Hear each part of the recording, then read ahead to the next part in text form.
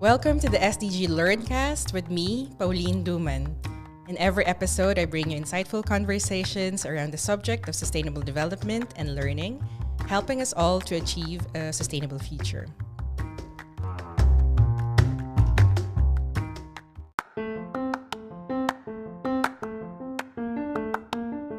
Data revolution is the unprecedented increase in the volume and types of data, and the subsequent demand for them, thanks to the ongoing, yet uneven proliferation of new technologies.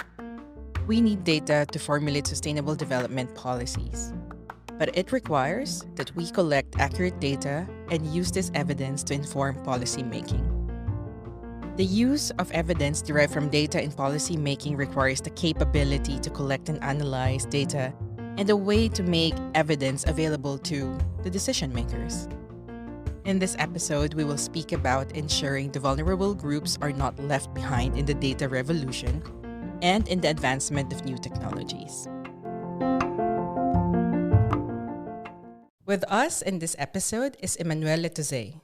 Dr. Letouzé is the director and co-founder of Data Pop Alliance, a not-for-profit, non-governmental organization which he founded in 2013 with the MIT Media Lab, Harvard Humanitarian Initiative, and ODI.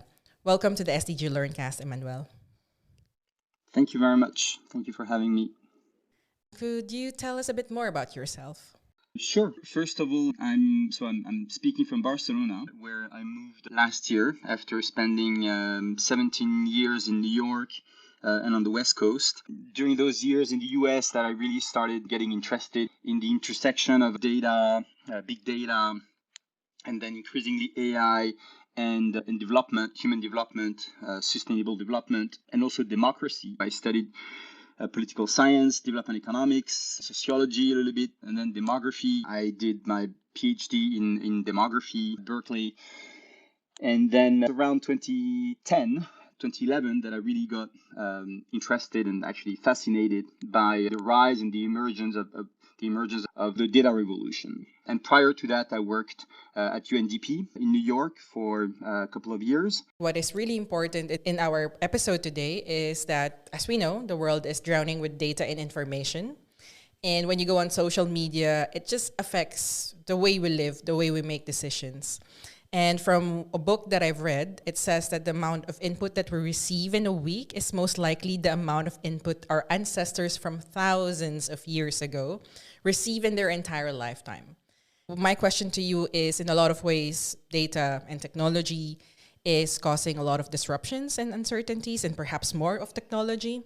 And as a society, how can we interact and shape technology so that it helps us rather than distracts us? Yeah, it's true that we seem to be drowning, as you said, in an ocean of data. There is the perspective that data kills facts, that we have so much data that we can't tell apart what's just noise and from facts, that the technologies and the platforms that both create and use data are also polarizing, that they fuel societies that have a harder time coming together and making compromises. And so with more technologies, with more data, we are in this kind of loop of we want immediacy. It's the immediacy of wanting to react to something. We want to click on a button and have something right away. We want to respond to comments right away. Technology is neutral, something that people say. What does it mean? It means that if you have a hammer, which is a form of technology, you can hang a frame, or you can kill someone. And so by the same token, with technology, you can use digital technologies in many different ways. Another cliche, which is nonetheless true, is that technology is a magnifier of human intent and capacity. People who are driven by purely profit don't really care about social inequalities, who don't really care about environmental degradation and climate change, because that's not part of their mental software. Then they are the ones who have these very powerful tools at their disposal. And so it magnifies their intent and their intrinsic capacities. And so I think that it leads us to a world that is more unequal, that is definitely is unsustainable from an economic standpoint, from an ecological standpoint, and in many ways from a political standpoint. It depends on whose intent and whose capacities.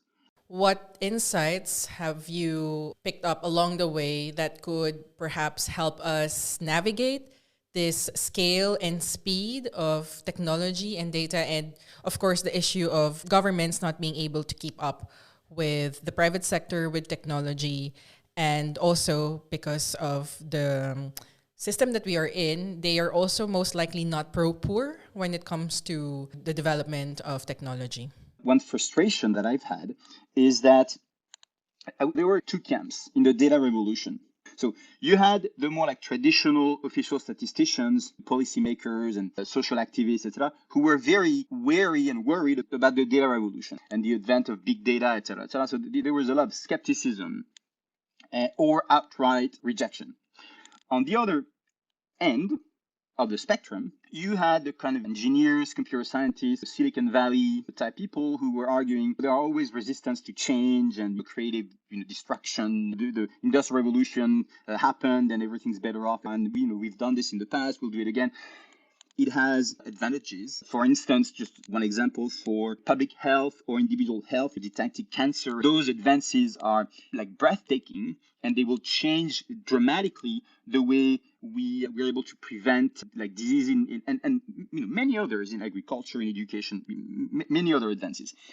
But still, the argument that, let's say, like the pro-tech, and some of whom are still making those, are very simplistic pro-tech arguments that, yeah, technology is going to help and we need AI everywhere, I think just completely miss a lot of points. And they do so because the people who made those arguments, it may sound like, self-serving or self-aggrandizing, but don't know the world. And you believe that there are technical solutions to almost everything. But then if you go to countries in the West, in the Sahel region, if you go to Niger, if you go to Burkina Faso, if you go to Chad, if you go to South Sudan, if you go to Haiti, then you have to ask yourself, what have these new technologies really brought? What have been the advantages?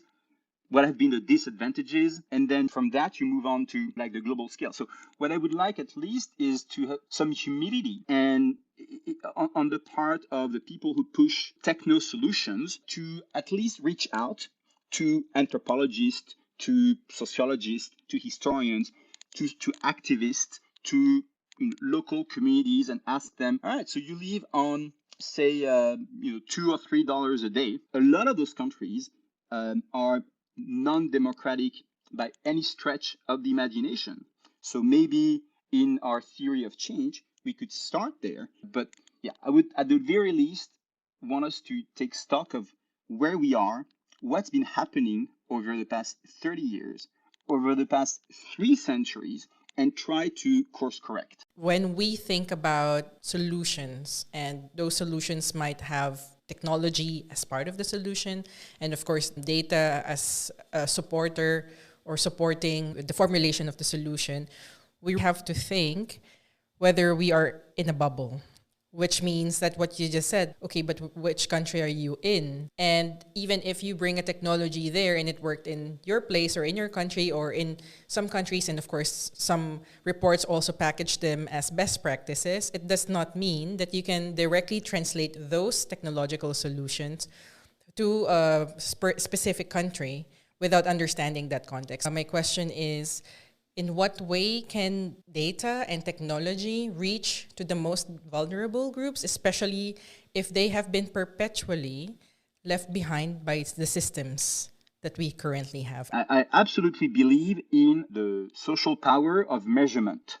So of measuring things, and the MDGs and then the SDGs, and a lot of now the ESG indicators, the Human Development Index, GDP. So it is all of these frameworks are based on the notion that if you measure something, then it will help you affect this something. So I would say first, I believe in that kind of like, theory of change, and then it feeds into science and political debates and discussions, and it can hold people to account. What you matter is also fundamental. If you decide that you're going to matter and focus on GDP, then that has implications for the kinds of policies that you make. Now we know, and we've known for many years and decades, that GDP is a pretty bad indicator and objective to try and optimize for, because it overlooks inequalities, and fundamentally it overlooks the external negative externalities on climate and the environment. But it does mean, in a sense, that measurement is a powerful tool to drive decisions, policies, behaviors, etc. So I believe in measurement. Going back to my argument or the example about West Sahel or Haiti or many other, Bangladesh, or we should start by asking, okay, what are the problems? Not what are the solutions and what is fit, and then what is fit for purpose. You need data and statistics to have a sense of a shared reality. So that's data, what I call data as a lens. It's a lens as a things, and you can objectivize things of the world in all its complexities, and then you get numbers. But for data to play this role in enabling democracy as governed by discussion, you need other things. You need that data become also a kind of like universal language, that people agree to talk respectfully about things on the basis of data. One positive change that I've seen in recent years is the development of, it's just one small example, the development of MEAL, so which stands for Monitoring, Evaluation, Accountability, and Learning. So initially it was just monitoring, evaluation. And then it was monitoring, evaluation, and learning, because you need, well, learning, societal learning, institutional learning, human, individual learning. So you need those feedback loops. I like the addition of accountability, which reinforces this idea that we learn and we improve using measurement. And that gets me to, let's say, like my own interpretation or perspective on AI and the involvement of vulnerable groups. So when I think about if and how AI can help the world, so you can think of ways in which narrow AIs, so machine learning applications and like models and apps and stuff, can actually impact agriculture, smart education, smart whatever, better transportation. So there are lots of areas, and so that's what I call using AI as an instrument. It's pretty simple. You use AI as an instrument to optimize some things that you deem desirable. But then there is also the notion that you could use or think of AI as an inspiration for building learning societies. And that's what I and others, so the first one who coined that notion is Sandy Panton at MIT, talk about human AI, where human AI is not just ethical AI, it is AI that is, or thinking of AI as both an instrument, as an inspiration. Which gets me to your question about vulnerable groups. For this to happen, it cannot be a top-down, like elite-driven process of social change. It has to be one where we need to instill a culture of learning amongst everyone. And that requires respect. It requires empathy. It requires some level of social mixity, because we can't learn if we are divided. In the real sense of, we can't learn if we are certain that we are right. It's very well-known fact in economics, the tragedy of the commons, but here specifically the fact that when you're not exposed to what other people go through, then yeah, you become indifferent, and overall it leads to suboptimal decisions. It's how to involve vulnerable groups, or the bottom billion, the people who are never in those discussions, who are hardly even represented in data sets because they do not emit a lot of digital crumbs. And so they are invisible statistically, they are, or almost invisible, they are largely invisible politically.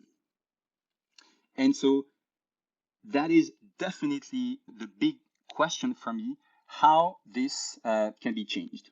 A lot of our listeners are from the youth, and Perhaps if you can just give advice on how to navigate this world of data or the data revolution and technology advancements.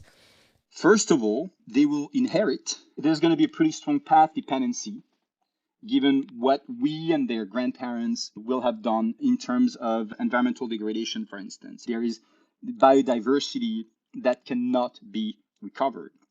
And it's not a greenwashy, I don't know, sometimes even with growth, people need jobs. And okay, we've killed X percent, where X is high, of species in the natural world, and that's who are just gone forever. So that's pretty bad. So they will inherit that. But then, so what can they do? So I think there are just simple things that they need to get educated. I'm trying to get them to read books, to be curious about the world. I think it's a generation that is quite empathetic. It's not just a generation that is glued to their phones and stuff. Yeah, they are to some extent. They like to do TikTok videos, but they're also quite empathetic. So I try to tell them, meet with friends, go out. Here is €5 to have, they're like old enough now to go close to their school with some friends, discuss, be respectful, don't bully people. They're not learning code. I'm trying to tell them it's a bit like English. I talk that data as a language. So they do a bit of coding, but what is important and missing is to actually learn code in a context. So to have ethics class, to have historic class, and so that they are really equipped with the incentives, the capacities, the intent to actually put that to good use. And then last, I'm trying to, which is very difficult, to instill them, a culture of a bit of frugality or sobriety, that they don't need to have the latest stuff. They don't need to have a new iPhone. They don't need to have fancy plastic stuff. But yeah, it is that generation, I think, that will both face the consequences, a lot of our excesses, and will try to course correct.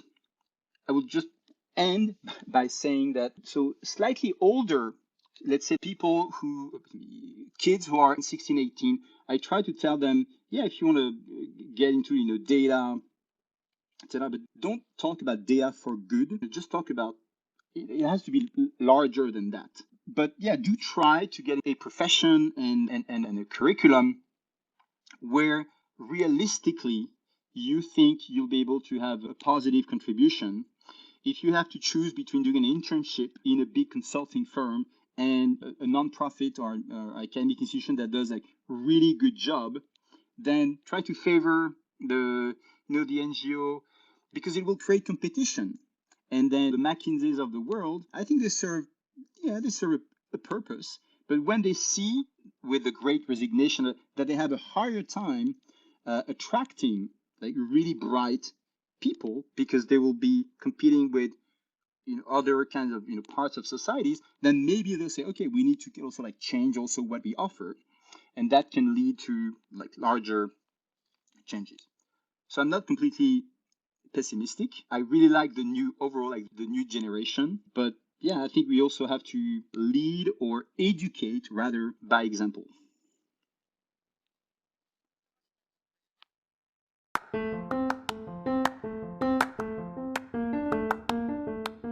And that was Emmanuel Letouzé, the director of the Data Pop Alliance. I hope you learned something about using data revolution and new technologies in reaching the most vulnerable groups. For me, these are my key takeaways from my conversation with Emmanuel. First, that technology is a neutral tool, but it is also a magnifier of human capacity and intent. It is important to consider on whose hands the technologies will go, as this will also show us what intent will be magnified. Second, I also learned to focus on problems rather than solutions in the context of sustainable development. And when technical solutions are part of the approaches to the development problems, we need to ensure that they are contextualized. Therefore, it is important for people who offer data and technology as solution to go out and meet people who would benefit from the solution, talk to other experts, such as anthropologists and sociologists, and understand the theory of change that you are contributing to. Lastly, Emmanuel also highlighted that we influence what we measure. In collecting data, we need to remember that the vulnerable groups do not emit digital crumbs, and these can contribute to making them invisible statistically, which can also make them invisible politically, socially, and economically. It is therefore crucial to represent the most vulnerable groups in datasets. You can find more of the SDG Learn casts on the UN SDG Learn website. For now, I'm Pauline Doom. Thanks for listening.